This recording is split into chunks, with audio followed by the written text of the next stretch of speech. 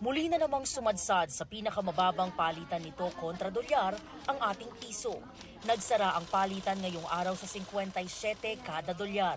Ito na ang pinakamababa sa nakalipas na halos 1.5 taon o mula nung pumalo ang palitan sa 57.37 noong November 22, 2022. Ayon sa isang ekonomista, ang mas mababang palitan ng piso kada dolyar ay bunsod ng paglakas ng US dollar mula nang lalo pang tumaas ang tensyon sa Middle East, kasunod ng pagpapakawala ng Iran ng mga drone at missile laban sa Israel noong Sabado.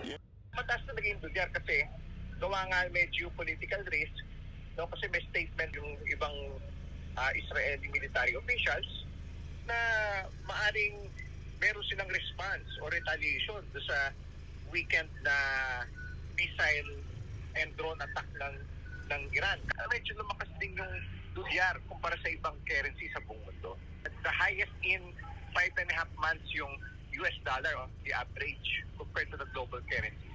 Ngayong mas mataas ang dolyar, apektado raw ang ilang sektor, partikular yung mga nag-i-import, na siya namang posibleng magpataas ng kabuang inflation sa bansa. Tumataas yung dolyar, syempre tumataas yung importation costs. Yung mas nagiging mahal mag-import at ang implikasyon nun, syempre malakas mag-import ng Pilipinas At ipapasa yun. Pati yung mga binibili natin, yung mga bibilihin natin, maaaring tumaas din. Makakabag din siya sa pagtaas ng inflation. Para sa GMA Integrated News, EJ Gomez ang inyong saksi.